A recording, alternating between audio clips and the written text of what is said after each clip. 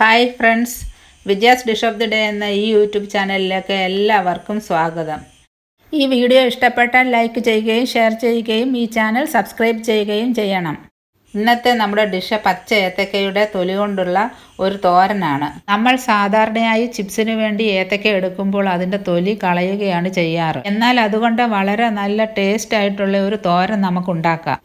നമ്മുടെ വീടുകളിലെ പ്രായമുള്ളവരുടെ രാത്രി ഭക്ഷണം മിക്കവാറും കഞ്ഞിയാണല്ലോ. കഞ്ഞിക്ക് കഴിക്കാൻ പറ്റിയ ഏറ്റവും നല്ലൊരു കൂട്ടാനാണിത്. കഞ്ഞിക്ക് മാത്രമല്ല, ചോറിനും പറ്റിയ ഒരു സൈഡ് ഡിഷാണിത്. ഏത്തക്ക തൊലിയിൽ ധാരാളം ഫൈബർ ഉണ്ട്. അതുപോലെ തന്നെ പയർ ചേർത്തിട്ടുള്ളത് കൊണ്ട് ധാരാളം പ്രോട്ടീനും കിട്ടും. ഏത്തക്കായും പയറും ചേർത്ത് ഇതേ രീതിയിൽ നമുക്ക് തോരനുണ്ടാക്കാവുന്നതാണ്. ഏത്തക്ക ചിപ്സ് ഉണ്ടാക്കുന്ന ഒരു വീഡിയോ ആണ് ഇതിനു മുമ്പായിട്ട് പോസ്റ്റ് ചെയ്തത്. അതിൽ ഞാൻ ഇതിൻ്റെ തൊലി എങ്ങനെ ഈസി ആയിട്ട് എടുക്കാമെന്ന് കാണിക്കുന്നുണ്ട്. അതിൻ്റെ ലിങ്ക് ഡിസ്ക്രിപ്ഷൻ ബോക്സിൽ കൊടുത്തിട്ടുണ്ട്. പൊളിച്ചെടുത്ത ഏത്തക്ക തൊലി കറ പോകാനായിട്ട് കുറച്ച് മഞ്ഞൾപ്പൊടിയും ഉപ്പും ഇട്ട വെള്ളത്തിൽ 10 മിനിറ്റ് ഇട്ട ശേഷം വെള്ളം കളഞ്ഞ് ഫ്രിഡ്ജിൽ വെക്കാം. ടൈം കിട്ടുമ്പോൾ എടുത്ത് കുക്ക് ചെയ്താൽ മതി. 5 ഏത്തക്കയുടെ തൊലി ഞാനിവിടെ എടുത്തിട്ടുണ്ട്. ഇത് ഇതുപോലെ നീളത്തിൽ കീറിയിട്ട് വളരെ ചെറുതായിട്ട് അരിഞ്ഞെടുക്കണം. ഇത് ഏത്തക്കയുടെ ചുവടുഭാഗമാണ്. വേണമെങ്കിൽ ഇതും ഇതിലേക്ക് അരിഞ്ഞെടുക്കാം. ഇത് വീണ്ടും കുറച്ച് ഉപ്പും മഞ്ഞൾപ്പൊടിയും ചേർത്ത വെള്ളത്തിൽ ഇടണം. അതിനുശേഷം 2-3 പ്രാവശ്യം നന്നായിട്ട് കഴുകിയെടുക്കണം. ഇനി ഇതിൻ്റെ കൂടെ 1/2 കപ്പ് ചെറുപയർ കൂടി വേണം. ഇതൊന്ന് ചെറുതായിട്ട് ചൂടാക്കി എടുക്കണം. അതിനുശേഷം നന്നായി കഴുകിയെടുത്ത് 1 കപ്പ് വെള്ളവും ഒഴിച്ച് കുക്കറിൽ കുഴഞ്ഞു പോകാതെ നന്നായിട്ട് വേവിച്ചെടുക്കണം. ചെറുപയറിന് പകരം വറുത്ത ചെറുപയർ പരിപ്പും ഉപയോഗിക്കാം. പാകത്തിന് ഉപ്പ് കൂടി ചേർക്കണം.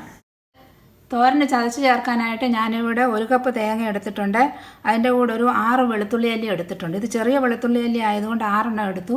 വലുതാണെങ്കിൽ ഒരു 3-4 എണ്ണം എടുത്താൽ മതി. അതിൻ്റെ കൂടെ 1 ടീസ്പൂൺ മുളക് പൊടി, 1/4 ടീസ്പൂൺ മഞ്ഞൾപ്പൊടി, കുറച്ച് കറിവേപ്പില, ഒരു 3-4 തണ്ട് കറിവേപ്പില എടുത്തിട്ടുണ്ട്. ഇത് നമുക്കൊന്ന് ചതച്ചെടുക്കണം. ഇനി നമുക്ക് കടുക് വറക്കാം. അതിന് പാത്രം ഒന്ന് ചൂടാക്കി അതിലേക്ക് 1 ടേബിൾ സ്പൂൺ എണ്ണ ഒഴിച്ച് കൊടുക്കണം. എണ്ണയിലേക്ക് 1 ടീസ്പൂൺ കടുകും 2 ഉണക്കമുളക് പൊട്ടിച്ചത്, 1 ടേബിൾ സ്പൂൺ അരിയും ഇട്ട് കൊടുത്തിട്ടുണ്ട്. ഇതിൽ അരി ചേർത്താണ് ഈ കടുക് വറക്കുന്നത്.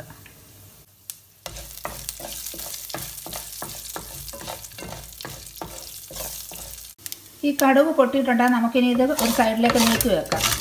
ഈ അരി കുതിർന്നു പോകാതിരിക്കാനാണ് ഇങ്ങനെ സൈഡിലേക്ക് നീക്കി വെക്കുന്നത്. വേണമെങ്കിൽ ഇതൊരു വേറൊരു പാത്രത്തിലേക്ക് എടുത്ത് വെക്കാം. എന്നിട്ട് ഒടുവിലായി തോരൻ ഇളക്കി എടുക്കുമ്പോൾ ചേർത്ത് ഇളക്കിയാലും മതി. ഇനി ഇതിലേക്ക് അരിഞ്ഞു വെച്ചിരിക്കുന്ന ഏത്തക്ക തൊലി ഇട്ട് കൊടുക്കാം.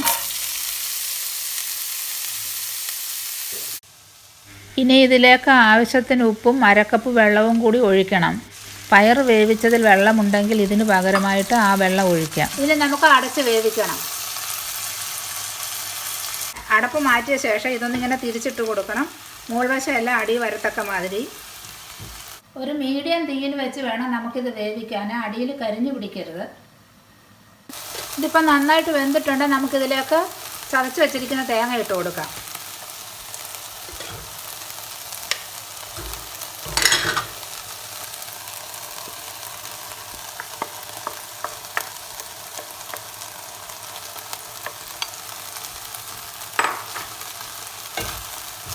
ഈ തേങ്ങയെല്ലാം ഇങ്ങനെ ഒന്ന് മൂടി വെക്കാം.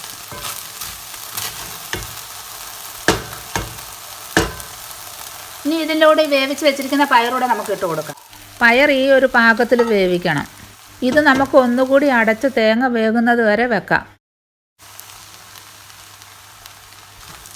തേങ്ങ നന്നായിട്ട് വെന്തു ആവിയൊക്കെ വന്നിട്ടുണ്ട്. നമുക്കിനി ഇത് ഇളക്കിയെടുക്കാം.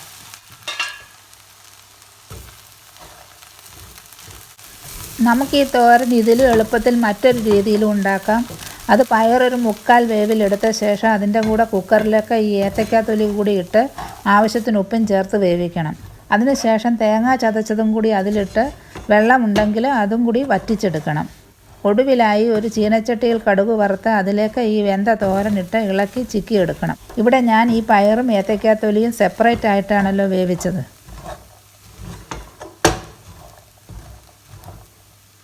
ഉപ്പ് പോരെങ്കിൽ ഈ സമയത്ത് ഉപ്പ് ചേർത്ത് കൊടുക്കണം.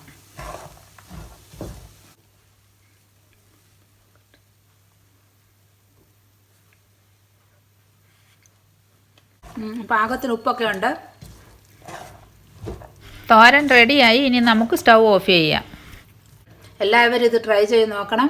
ഇഷ്ടപ്പെട്ടാൽ ലൈക്ക് ചെയ്യുകയും ഷെയർ ചെയ്യുകയും ഈ ചാനൽ സബ്സ്ക്രൈബ് ചെയ്യുകയും ചെയ്യണം. ഇനി അടുത്തൊരു വീഡിയോയുമായി വരുന്നത് വരെ ബൈ.